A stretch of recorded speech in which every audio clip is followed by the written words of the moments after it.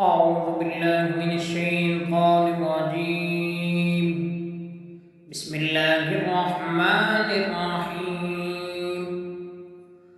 وإذا طلقتم النساء فبلغن أجلهن فلا تعضلوهن أن ينكحن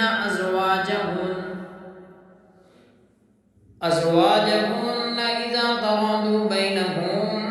بالمعروف، ذلك يوعظ به من كان منكم يؤمن بالله واليوم الآخر، ذلكم أزكى لكم وأطهر، والله يعلم وأنتم لا تعلمون. والوالدات يرضعن أولادهن حولين كاملين لمن أراد أن يتم الرضاعة، وعلى المولود له رزقهن وكسوتهن بالمعروف، لا تكلف نفس إلا وسعها، لا تضار والدة بولدها ولا مولود له بولده، وعلى الوارث مثل ذلك، فإن أرادا فصالا عن تراض منهما وتشاور فلا جناح عليهما، وإن أردتم أن تسترضعوا أولادكم فلا جناح عليكم إذا سلمتم ما آتيتم بالمعروف، واتقوا الله واعلموا أن الله بما تعملون بصير.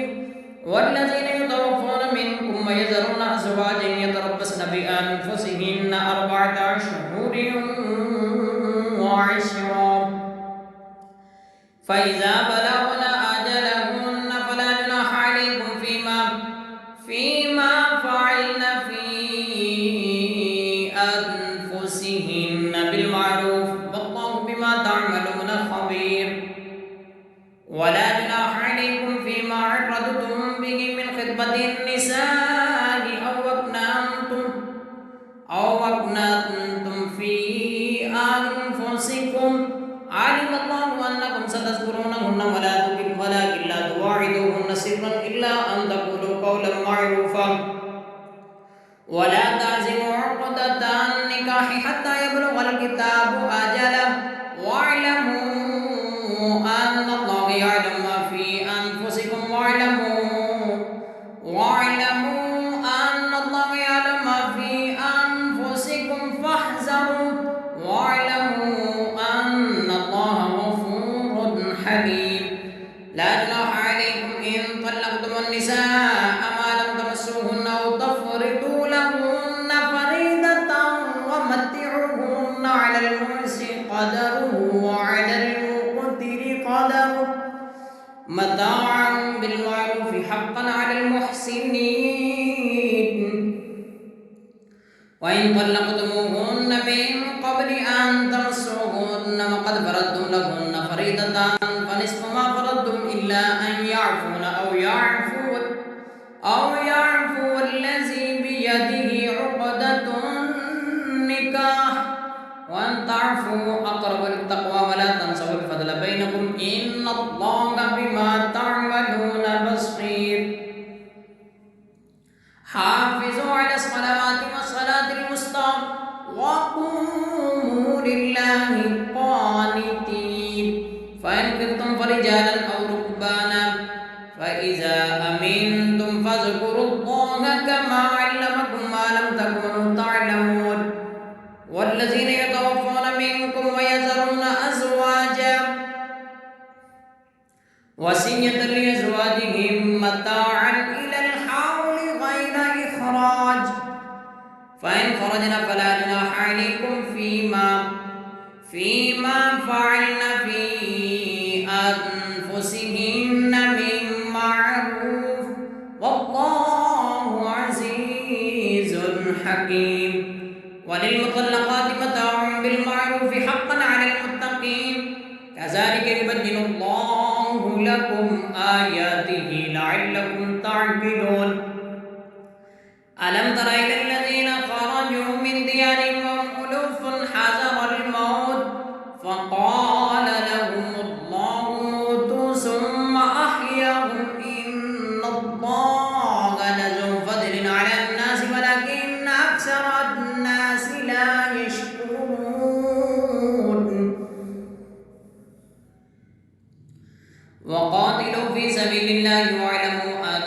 السميع العليم من ذا الذي يقرض الله قرضا حسنا فيضاعفه له أضعافا كثيرة والله يقبض ويبسط وإليه ترجعون.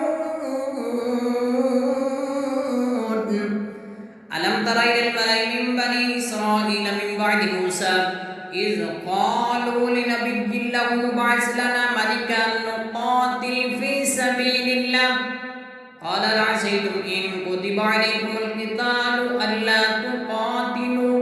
قالوا وما لنا ألا نقاتل في سبيل الله وقد أخرجنا من ديارنا وأبنائنا فلما كتب عليهم القتال تولوا إلا قليلا منهم والله عليم بالظالمين. وقال لهم نبيهم إن الله قد بعث لكم طالوت ملكا قالوا أنى يكون له الملك علينا ونحن أحق بالملك منه ولم يؤت سعة من المال قال إن الله اصطفاه عليكم وزاده بسطة في العلم والجسم والله يؤتي ملكه من يشاء والله واسع عليم.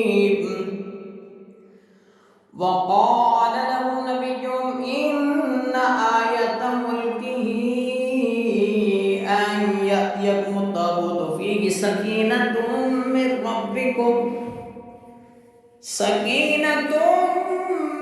من ربكم وبقية مما ترك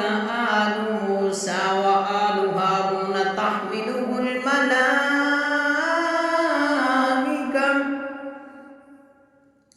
إن في ذلك لآيات لكم إن كنتم مؤمنين.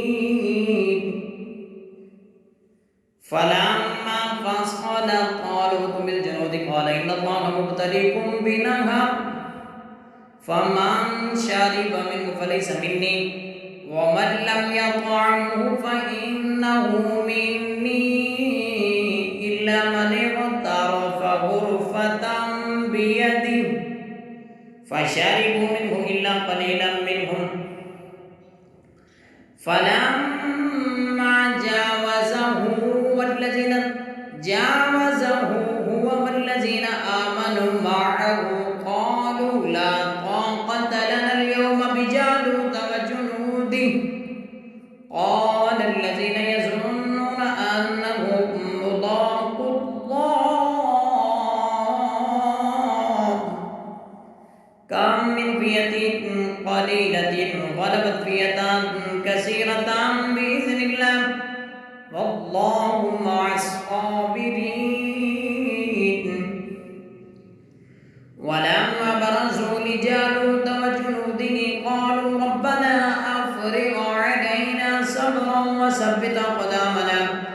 وانصرنا على القوم الكافرين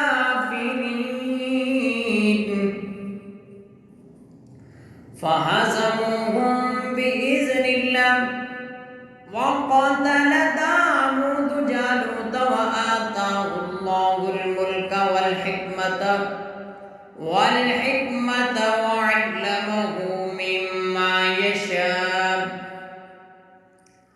ولولا دفع الله الناس بعضهم ببعض لفسدت الأرض ولولا دفع الله الناس بعضهم ببعض لفسدت الأرض ولكن الله ذو فضل